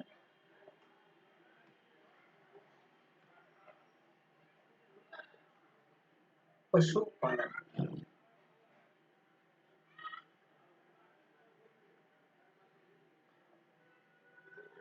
प्रागैतिहासिक काल से चली आ रही है, ठीक है, क्या है, प्रागैतिहासिक काल से बोल सकते हैं, इतिहास बहुत पुरानी जो है, 5,000 8,000 वर्ष पुरानी ये चीज है, ठीक है।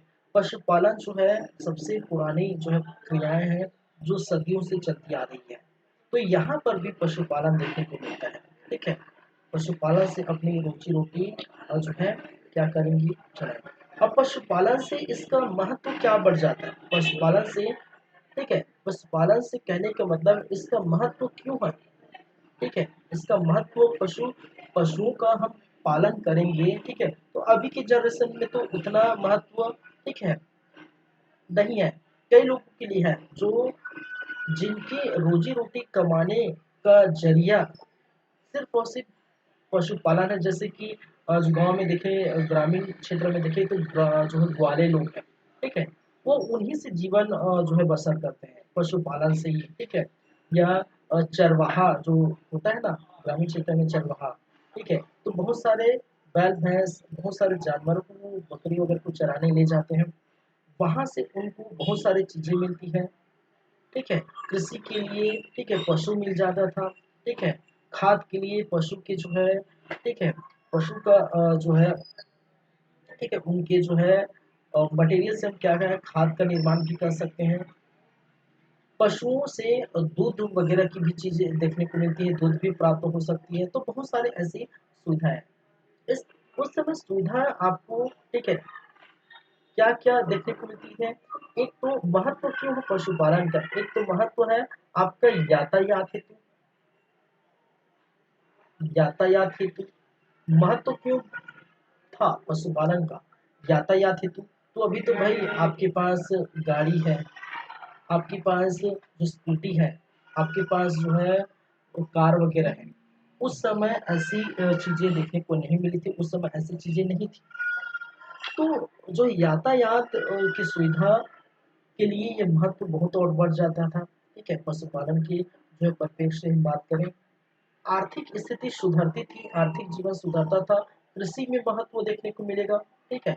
इसमें कृषि में महत्व बहुत था, और कृषि में महत्व के पशुओं का यूज कृषि में, तो अभी तो खैर जो है ट्रैक्टर आ गए, थ्रेसर आ गए, ठीक है, बहुत बड़े ऐसे टेक्नोलॉजी बहुत ज़्यादा बढ़ गई है, टेक्नोलॉजी के कारण जो है लोग आज तक, पहले तो आप देखें ग्रामीण क्षेत्रों में सुबह 7 बजे जाएंगे तो धान काटने के लिए लाइन लगे रहते महिलाओं और जो है पुरुषों की, ठीक है, मजदूर खोजने से भी नहीं मिलता था। आज से अगर 10-15 साल पीछे हम जाएंगे, ठीक है, तो उस समय धान काटने के लिए, ठीक है, और बीज बोने के लिए या खेत में कोई कार्य करने के लिए मजदूर भी जो है नसीब नहीं होता, मजदूर भी नहीं मिलता। 4 दिन पहले, 8 दिन पहले मजदूरों को क्या किया जाता है, ठीक है, पहले से उनको बात कर लेते हैं कि आप मेरे खेत में या मेरे यहाँ जो कार्य करने के लिए जाएंगे, ठीक है, क्योंकि वो इतना महत्व था उस समय, ठीक है, उतना महत्व टेक्नोलॉजी के जमाने में, ठीक है, कृषि में महत्व जो है पहले पशुपालन का होता था, महिलाओं का होता था, पुरुषों का होता था, ठीक है, लेकिन अभी जो महत्व है, ठीक है, अभी टेक्नोलॉजी आ गए हैं जिसके कारण से, ठीक है, लोगों की जो है, ठीक है, वहाँ पर जो है लोगों की जरूरत नहीं है, वहाँ पर मशीनों की जो है, ठीक है, यहाँ पर मशीनों की जरूरत अभी देखने को मिली है। पहले मशीन नहीं थे तो लोगों की जरूरत थी, पशुओं की जरूरत थी, ठीक है, कृषि कार्य करने की, तो बहुत तो पशुपालन में बहुत क्या होता है, बढ़ जाता है, ठीक है। चलिए, ये इस जमाने की, इस समय के सर्वोच्च इकाई थे, सर्वोच्च क्रियाएं थी, याद रखिए, ठीक है। चलिए, पशुपालन पशुपालन, ठीक है, आर्थिक क्रिया था, ये सर्वोच्च आर्थिक क्रिया थी। अब इसका मतलब क्या है भाई, आर्थिक क्रिया, सर्वोच्च आर्थिक क्रिया, सर्वोच्च आर्थिक क्रिया का मतलब जिसकी प्रायोरिटी आप देते हैं, ठीक है, जिसकी प्रायोरिटी सबसे ऊपर रखते हैं, ठीक है। जैसे हम अगर पाषाण काल में हम देखें तो पाषाणी काल में सबसे पहले जो है मानव पशुपालन करना स्टार्ट किया था। कुत्ता सबसे ऐसा पहला पशु था जिनका पशुपालन वो किए थे। फिर बाद में बढ़ती बढ़ती वो पशुपालन से ठीक है, पहले तो खैर शिकार करते थे, एकदम पहले की बात करो तो शिकार करते थे, उसके बाद पशुपालन करना जो है स्टार्ट किया, उसके बाद कृषि करना स्टार्ट किया, ठीक है। तो यहाँ पर भी वैसे ऋग्वैदिक कालीन सभ्यता में पशुपालन सर्वोच्च इकाई था, न ही न तो कृषि सर्वोच्च इकाई थी, ठीक है, कृषि जो है सर्वोच्च इकाई नहीं थी, कृषि सिर्फ और सिर्फ नाम मात्र थे। इसका सबसे बड़ा रीजन, इसका सबसे बड़ा कारण ये है कि कृषि के लिए वो सामग्री उपलब्ध है। अब कृषि करेंगे, जाहिर सी बात है, तो खेतों की जुताई करेंगे, और खेतों की जुताई करने के लिए या कृषि कार्य करने के लिए हमें क्या चाहिए, हथियार की जरूरत पड़ेगी, कुल्हाड़ी की जरूरत पड़ेगी। जब जब पूरे जंगल को सफाई करके हम कृषि योग्य उसको बनाए, हमें हल की जरूरत पड़ेगी जब हम जो है उस जमीन को खोदेंगे। तो लोहे का आविष्कार तो उत्तर वैदिककालीन सभ्यता में हुआ था, 1000 बीसी के पास उत्तर वैदिककालीन सभ्यता में हुआ था। तो इस समय लोहे का आविष्कार नहीं हुआ था। तो जब लोहे का आविष्कार नहीं हुआ तो ना तो कुल्हाड़ी बनेगी, और कुल्हाड़ी नहीं बनेगी तो हम जंगलों को सफाई करके अच्छे से कृषि कैसे कर पाएंगे। ठीक है, जंगलों को सफाई किया जाएगा, कृषि की जाएगा, कृषि के लिए हल चलाए जाएंगे, तभी तो वो हम उसको बोल सकते हैं कि हाँ भाई ऋग्वैदिक काल में कृषि अच्छी थी या कृषि किया जाता था। हालांकि ऐसा नहीं है कि मैं पूरी तरह से ये नहीं बोल रहा हूँ कि कृषि नहीं होते थे। मैंने कहा पशुपालन सर्वोच्च इकाई था, कृषि ठीक है पूरी तरह से नाम मात्र की कृषि थी। ठीक है, कहीं कहीं स्थानों पर जो है कृषि की जाती है, और हल जो बनाए जाते थे, देखिए उस समय जो हल बनाए जाते थे लकड़ी के हल बनाए जाते थे।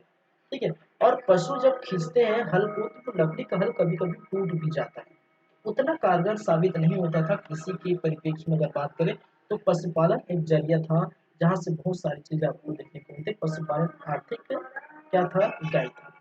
कुछ कुछ पशुओं के नाम जो है अगर आप देखें, ठीक है, कुछ कुछ पशुओं के जो है नाम देखें तो जैसे कि घोड़ा, ठीक है, घोड़ा, गाय, ठीक है, सभी का महत्व है। सबसे जो है अलग अलग प्रकार की जो वस्तुएं प्राप्त होती है, ऊंट है, ठीक है, गाय से दूध, ऊंट है, ठीक है, क्या है, ऊंट नहीं ऊंट है, ठीक है, क्या है, ऊंट है, बैल है, ठीक है, कुत्ता है, कुत्ता को सबसे वफादार कहा गया है, बकरी है, ठीक है, भीड़ है, भीड़ से ऊन प्राप्त करते हैं, ठीक है, कपास, ठीक है। चलिए, दो चीज है, एक जो है अगर हम बात करें घोड़ा के बारे में, ठीक है, तो घोड़ा को याद रखिए, घोड़ा के बारे में कहा जाता है सबसे प्रिय पशु, क्या कहते हैं, घोड़ा, ठीक है, सबसे जो है प्रिय पशु किसको कहा गया है, घोड़ा को कहा गया है। और एक और नाम सामने आता है गाय, ठीक है, गाय जो है सबसे पूजनीय पशु था इस समय, सबसे क्या था, पूजनीय, सबसे महत्वपूर्ण एवं पूजनीय पशु थे, ठीक है। इतनी ज्यादा महत्वपूर्ण थे भाई साहब, देखिए इतनी ज्यादा महत्वपूर्ण थे कि गायों के लिए युद्ध भी छिड़ जाते थे, गाय के लिए लोग झगड़े होते थे, गाय के लिए युद्ध छिड़ जाते थे, ठीक है। गायों के नाम पर ही जो है अपने बच्चों का नाम भी रखा जाता है, जैसे गोपाल हो गया, ठीक है, क्या हो गया, गोपाल हो गया, जो ग्वाला हो गया, गणेश हो गया, इस प्रकार के नाम गायों की नाम की या ग के अक्षर के नाम से रखते थे, इतना महत्वपूर्ण था, ठीक है। इनको न मानना भी ऋग्वेद में लिखा गया है, कहा गया है, ठीक है। चलिए, तो सबसे महत्वपूर्ण पशु कहलाते थे।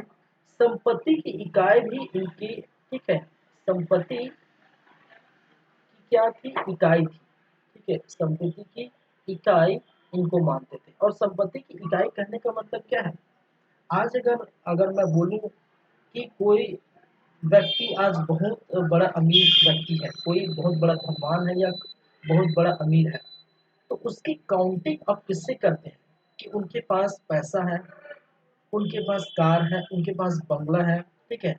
तो बंगला, कार, पैसा, ठीक है, पोजीशन, ये सभी है, तो हम उसकी काउंटिंग, कहने का मतलब इनडायरेक्टली कहने का मतलब उनके पास पैसा है, जिनके पास पैसा है उनको, उनके पास अत्यधिक पैसा, उनको हम क्या बोलते हैं, अमीर बोलते हैं।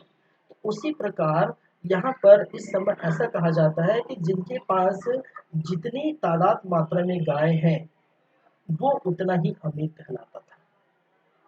और अपनी बेटियों का अपनी बेटियों का शादी ऐसे व्यक्तियों से की जाती है जिनके पास जितनी गाय है, क्योंकि देखिए आज के जमाने में वही है, जिनके पास संपत्ति या जो गवर्नमेंट जॉब में है या जो अच्छा जो पोजीशन में है, सभी चाहते हैं, ठीक है, सभी चाहते हैं भाई कि अपनी बेटी जो है अच्छे घर में जाए, ठीक है, तो सभी चाहते हैं, तो उसी प्रकार से यहाँ पर भी जो जिनके पास जितनी जाए गायें हैं, ठीक है, उनकी, ठीक है, उनकी यहाँ अपनी बेटी देते थे, ठीक है। तो इस प्रकार की स्थिति थी, दहेज के नाम पर गायों को भी वहां पर देते थे। आप 15-20 साल पहले जाएंगे ना, शायद 15-20 साल से भी पीछे जाएंगे, 25-30 साल आई थिंक उसके आसपास जाएंगे, तो आपको ये देखने को मिलेगा जरूर, ठीक है। आपके जो है बड़े पापा या फिर जो है पापा या दादा दादी से पूछ सकते हैं कि उस समय, ग्रामीण क्षेत्रों की बात कर रहा हूँ, उस समय जब शादी होता था तो दहेज में देने के लिए अगर बेटी को कुछ नहीं होता था, तो या फिर एक गाय जरूर देते थे, ठीक है, एक बछड़ा, एक गाय या फिर एक साइकिल, ठीक है, जो भी उनका उनको हो सके, ठीक है, एक गाय जरूर क्या करते थे, देते थे, ठीक है। चलिए, गाय के लिए एक नाम यूज किया गया है जिसको कहा जाता है अघन्या। क्या कहा गया है, अघन्या। और अघन्या का मतलब है न मारने योग्य, ठीक है।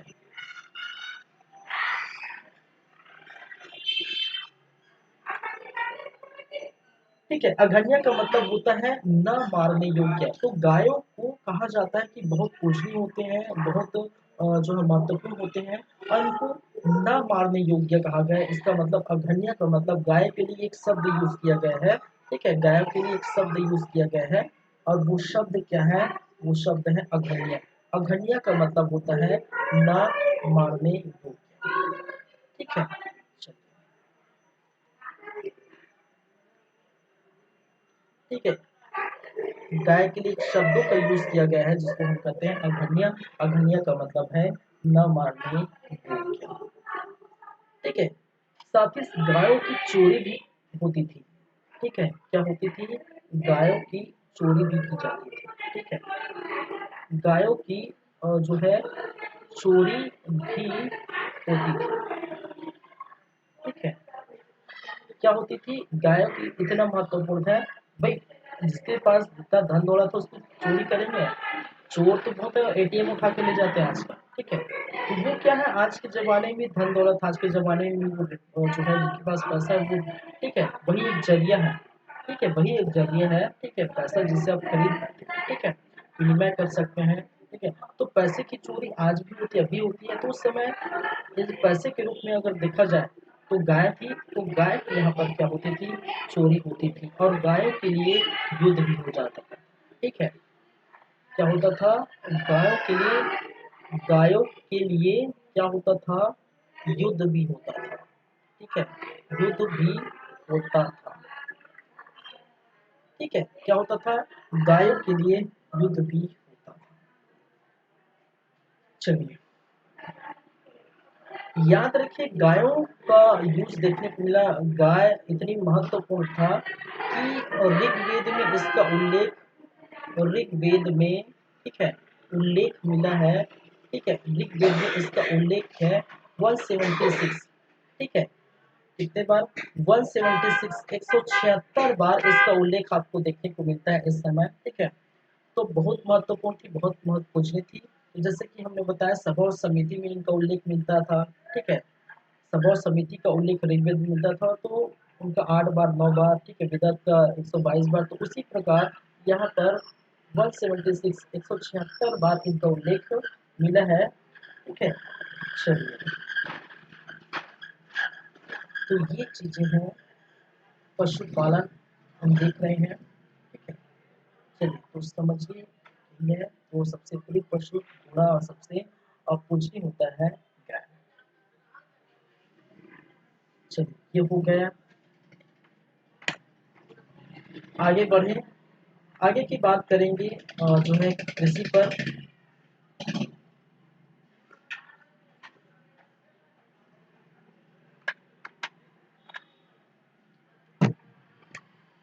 चलिए, नेक्स्ट जो है हम बात करेंगे किस पर बेस्ड रहेगा, वो रहेगा कृषि पर, किस पर, कृषि पर, ठीक है। तो इस समय कृषि भाई साहब कैसी थी यार, कृषि कैसी थी, कृषि सिर्फ और सिर्फ नाम मात्र की, कृषि क्या थी, नाम मात्र की, ठीक है। एक तरह से बोल सकते हैं गौण थी। ठीक है, क्या थी? गौण थी। कृषि नाम मात्र थी कि मतलब गौण थी। ठीक है, पशुपालन की तुलना में कृषि कमजोर था, ये भी बोल सकते हैं। पशुपालन की तुलना में क्या है? कृषि कमजोर था। कृषि कमजोर था।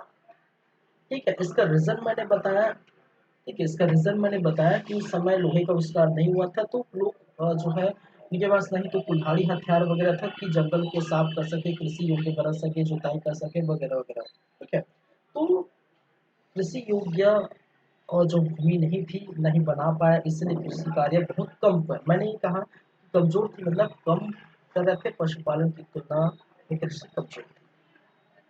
ठीक है, उल्लेख मिलता है, एक कृषि का जो है उल्लेख मिलता है। ठीक है, किसका उल्लेख मिलता है? कृषि का उल्लेख। और कृषि का उल्लेख आपको देखने को मिलता है, इसमें कृषि के उल्लेख में अनाज आपको देखने को मिलता है, और एक अनाज, ठीक है, का उल्लेख मिलता है जिसको जौ या जो है और, ठीक है, इसको क्या कहा जाता है? जौ या यव के नाम से जानते हैं। ठीक है, एक कृषि का उल्लेख देखने को मिला है जिसको जव या उल्लेख सॉरी जव के नाम से जानते हैं। ना ही आपको चावल और ना ही गेहूं का उल्लेख कहीं पर मिला है।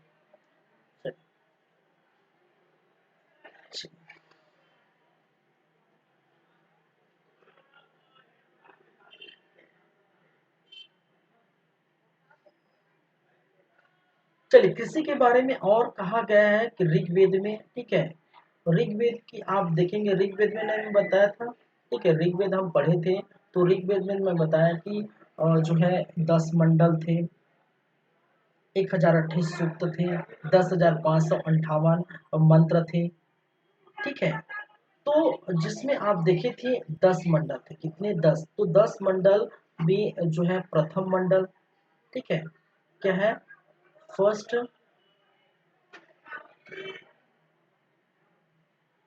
मैं सीधा लिख देता हूँ प्रथम मंडल। ठीक है, ऐसे लिखता हूँ फर्स्ट मंडल, फोर्थ मंडल कहने का मतलब चतुर्थ मंडल।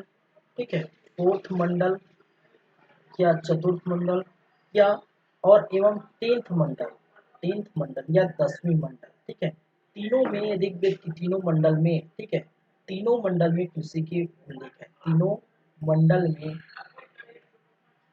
क्या है? कृषि का उल्लेख मिला है। ठीक है, कृषि का उल्लेख है।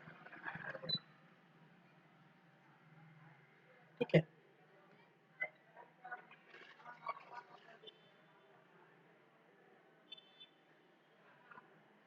तो ऋग्वेद के 10 मंडल थे। कितने मंडल थे भाई साहब? हम जानते हैं 10 मंडल, और 10 मंडल में 2 से 7 और पुरानी थी, प्राचीन थी, और जो है 1, 8, 9 और 10 नवीन मंडल थे, जिसमें से फर्स्ट, चौथे और 10वें मंडल में, तीनों मंडल में कृषि का उल्लेख देखने को मिलता है।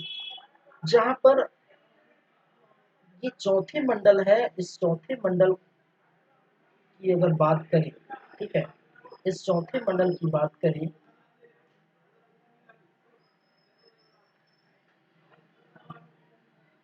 इस चौथे मंडल की बात करें तो इसको कहा जाता है कि ये कृषि को समर्पित मंडल है। क्या है? इसको कृषि को समर्पित मंडल कहा जाता है। ठीक है, कृषि को समर्पित मंडल चौथे मंडल को कहा जाता है। ठीक है, और कृषि का जो है प्रमाण, ठीक है, कृषि का प्रमाण देखने को मिला है। ठीक है, और कृषि का उल्लेख मिला है, जिसमें आपको देखने को मिलता है प्रथम प्रमाण। ठीक है, कृषि का जो है प्रथम प्रमाण या प्रथम उल्लेख, ठीक है, कहाँ पर? 97 सूक्त। ठीक है, कितने? 97। मैंने कहा 1028 सूक्त है, तो उसी का उल्लेख, ठीक है, कितने सूक्त है? 97, ऋग्वेद के 97 सूक्त में, ठीक है, 97 सूक्त में किया गया है। वहीं पर कृषि का जनक किसको माना, ये आप जानते हैं। कृषि का जनक मैंने पहले बताया है, कृषि का जनक पृथ्वी को माना गया है। किसको? पृथ्वैन्य। और पृथ्वैन्य कौन है भाई साहब? वही है जिन्होंने प्रथम बार हल चलाया है। ठीक है, प्रथम बार क्या किया है? हल चलाया। कृषि का जनक या कृषि का आविष्कार किसको कहा गया है? पृथ्वीमैन नामक व्यक्ति को कहा गया है। और इनके बारे में ये कहा जाता है कि इन्होंने पहली बार प्रथम बार हल चलाया है। ठीक है,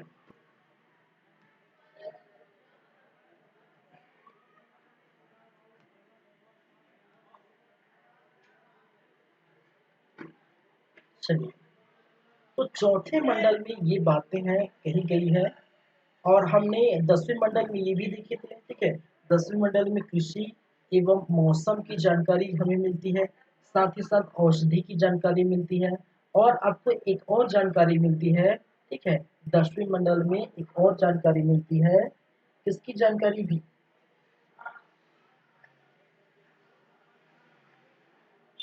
किसकी जानकारी मिलती है? आपको मिलती है वर्ण व्यवस्था की जानकारी। किसमें? सूक्त में। ठीक है, पुरुष सूक्त में। 10वें मंडल के पुरुष सूक्त में वर्ण व्यवस्था की जानकारी मिलती है। चलिए, और इस ऋग्वेद में, ठीक है, ये भी याद रखें, ऋग्वेद में कृषि, ठीक है, कृषि का, ऋग्वेद में कृषि का या कृषि के लिए कृषि का उल्लेख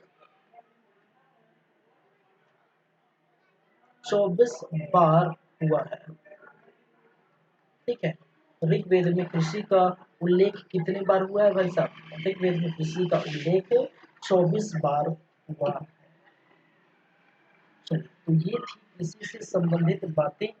ठीक है, और बातें कृषि से कुछ जो है जुड़ी शब्दावली भी हम देखेंगे। ठीक है, कृषि से जुड़ी कुछ शब्दावली अगर देखें तो कृषि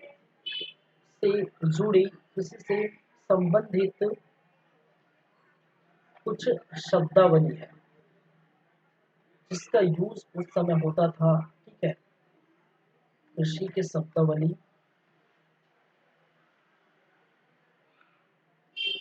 जैसे कि अगर हम बात करें, ठीक है, उपजाऊ भूमि या उपजाऊ जमीन। ठीक है, उपजाऊ जमीन या उपजाऊ भूमि को हम क्या है, जहाँ पर उपज जो होगी उसको उपजाऊ जमीन कहते हैं। ठीक है, उस समय, ठीक है, उस समय कृषि के संबंध में उपजाऊ जमीन को या उपजाऊ भूमि को क्या कहा जाता है?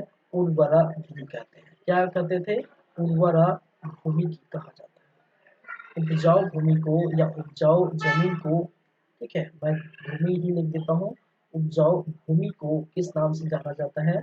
उर्वरा भूमि के नाम से जाना जाता है। ठीक है, पहली बात है। दूसरी बात है, बंजर भूमि।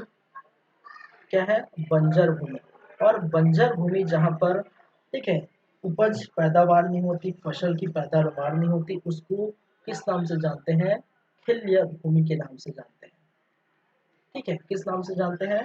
खिल्य भूमि के नाम से जानते हैं। वहीं पर अगर हम बात करें हल को, ठीक है, लांगल के नाम से जानते हैं। किस नाम से जानते थे? लांगल कहते थे उस समय। हल को क्या कहा जाता है? लांगल कहा जाता है।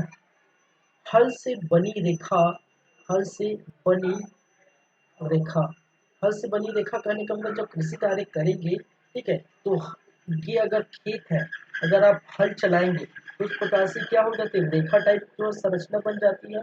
ठीक है, जहाँ पर बीज बोएंगे तो इसी को कहा जाता है हल से बनी रेखा। और हल से बनी रेखा को किस नाम से जानते हैं? किस नाम से पुकारा जाता है? वैदिक काल में सीता के नाम से जाना जाता है। किस नाम से जाना जाता है? सीता के नाम से जानते हैं। वहीं पर कुछ खाद थे। ठीक है, खाद को, ठीक है, दो नाम से जानते थे। एक जो है शकम कहा जाता है, ठीक है, और दूसरा करीम कहा जाता है। ठीक है, जैसे हम खाद को खाद ही बोलते हैं। ठीक है, क्या बोलते हैं? खाद बोलते हैं। चलिए, खाद समझते हैं ना, उपजाऊ के लिए डाली गई ऐसी जो है, ठीक है, चीजों को, वस्तु को हम क्या करते हैं, खाते हैं। चलिए, एक है अनाज, अनाज मापने वाला जो बर्तन है उसको कहते हैं उर्दर। किस नाम से जाना जाता है, उर्दर के नाम से जाना जाता है। वहीं पर हम बात करें किसान को, किसान को हम कृषक, या अभी तो कृषक कहते हैं, किसान कहते हैं, किसान को किवास के नाम से जानते हैं या किवास करके पुकारते थे। ठीक है, बैल को, ठीक है, इसको, बैल को वृक्क के नाम से जानते हैं। ठीक है, चलिए, जो स्वयं सिंचाई के स्रोत है, ठीक है, स्वयं जो सिंचाई, ठीक है, स्वयं जो सिंचाई के स्रोत है, सिंचाई के स्रोत, और स्वयं सिंचाई के स्रोत को हम किस नाम से जानते हैं, स्वजय के नाम से जानते हैं। और स्वयं सिंचाई के स्रोत कहने का मतलब है सिंचाई करने की आपको जरूरत नहीं होगी। जैसे कि वर्षा का पानी, वर्षा का पानी या नदी का पानी, ठीक है, नदी या वर्षा के पानी से क्या करेंगे, सिंचाई करेंगे, उसको हम क्या कहेंगे, जो है स्वचाया कहेंगे। तो वहीं पर अगर हम जो है स्वयं सिंचाई ना करके खुदाई द्वारा स्रोत, ठीक है, खुदाई का स्रोत, खुदाई का स्रोत, ठीक है, सिंचाई का, खुदाई का स्रोत को हम किस नाम से जानते हैं, ठीक है, उसको खनिजमा के नाम से जानते हैं। किस नाम से जानते हैं, खनिजमा के नाम से जानते हैं।